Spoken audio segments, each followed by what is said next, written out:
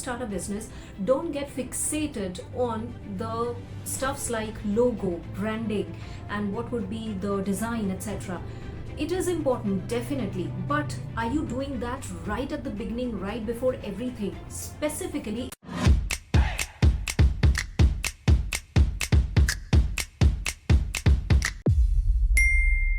if you are starting a business now, or let's say you just started your business, then keep these things in mind, because these are some very specific do's and don'ts. Because once you know what are the things you should not go ahead with, it will save a lot of your time, energy, and money. Okay, first and foremost thing you need to understand is, when you start a business, don't get fixated on the stuffs like logo, branding, and what would be the design, etc. It is important, definitely, but are you doing that right at the beginning, right before everything? Specifically, if you are starting your business alone, or just maybe two people doing it together. Now, that is very important, but that will come once you have done these parts, which I'm going to share in some time. So this is one of the factor which you can keep it in the don't category, just to begin with. So a lot of people, what they do is they get fixated on the logo designing and stuffs like that, which they feel is the essence of the business. It is, but it is not required right at the beginning itself. Second important thing, people feel that I need to have a lot of team members to grow my business. Now, it depending on your business. So you need to understand, every business, every industry has a certain set of requirements that you need to implement. If your business is something which actually needs a lot number of people right from day one, then maybe you need to do for that. Maybe some certain kind of manufacturing processes, maybe something where the manpower is there. But first analyze, what does your business require?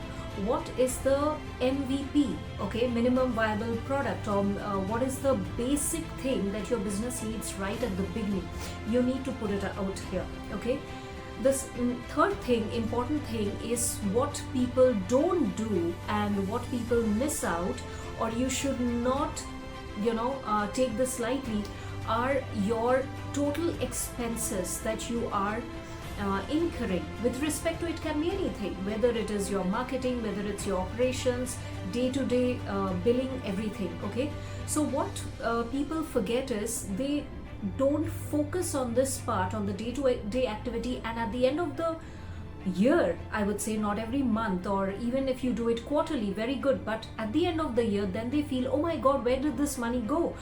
Even the tiniest of the expenses. So take charge of your finances. That is one. Now, coming to the aspects of what are certain things you need to do and you must do. First and foremost thing is very important, and I keep saying this to all my clients, is never stop your research, analysis, and the study of what is happening in the market right now and what is going to happen.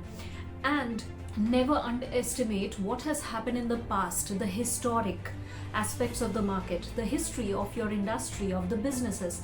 Reason is because you can only join dots by looking backwards, not in front. So when you join the dots, you understand that what is required in your business right now, presently, and what is required in your business in the coming future, and accordingly you can plan it out. So market research, analysis, and definitely educating yourself with the history of your industry, your business line, the market, and everything. Okay, that is one. The next aspect is, this is very important. People think that, let me have everything together, let me have a team, let me have product, let me have everything, then I will start marketing about it. Well, why not do it now? If you have a certain idea that you are already working on, if you have certain stuffs that you can already sell, why not market it right now? Because marketing is like the breath of the company. It is continuous. If the breath stops, your life stops. So if marketing stops, your business stops. So your marketing needs to come into picture, even like, maybe you have registered the company, or you have did a big launch or something, whatever it is. If you feel that your marketing is going to benefit, spread the word, reach it to the right kind of audience, and give it more sales, do it now. Because there is no upper limit and lower limit when it comes to marketing, okay? And now here comes, branding is a part of that marketing, right? Marketing is a big umbrella. So now you think about the logo, the design, colors, etc. when it is required, when you know that leads are coming in, people are ready to pay for what you have to offer, whatever product and services you have, they are paying, and then you take it. Because the first and foremost thing, now comes the next point, you need to understand whether people are willing to pay you for your products and services. Basically the prototyping, basically you can call it your test period, right? You need to test it out, because a lot of time what happens, people jump in with great enthusiasm, but they lack the market research. They don't know whether they are marketing correctly or not, whether it's reaching the right target audience, and very soon, within just few months, within a couple of years, the business shuts down. It's because they have not taken these into consideration, and then they realize, oh my god, people are not liking this thing, they are liking that thing, I should have modified it, I should have changed it, or something else. So this is where they get the reality check. Okay, so the things you need to understand is, what are certain things that are absolutely necessary for you to do when you are starting off the business, and what are certain things that you should not just blindly follow just because somebody has told you, just because other businesses are doing, etc. First see if other businesses are doing it, which stage of business are they in, so then accordingly you do that. Yes, and this is typically for the people who are starting their own businesses alone, or maybe a couple of people or something like that.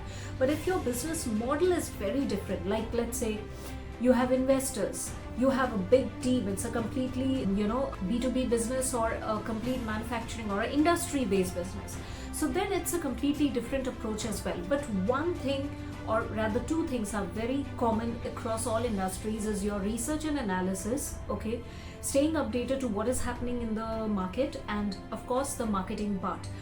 These two are certain things which you cannot take lightly, and once you are there, you will see how the business shapes up.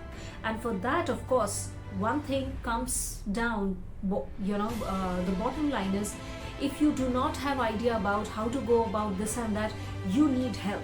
Get yourself a coach or mentor, typically somebody who can help you assess what you need to do for your business, okay, what are the things you need not do, etc., and guide you throughout the way. Because there is a difference, if you see, with the people who are sustainably successful, I'm using the word sustainably successful in business, or whatever kind of products and services they are dealing with, is because they have guide. And you will not believe, majority of the people have more than one or two mentors and coaches. So go ahead, look for that, whoever you connect with or whoever you want to learn from. But before that, with respect to your business, you need to have this thing sorted out, and for that, taking one step back, you need to have a business plan. So maybe in the next video, we are going to discuss about the basic business plan or a business strategy. Thank you so much. Namaskar.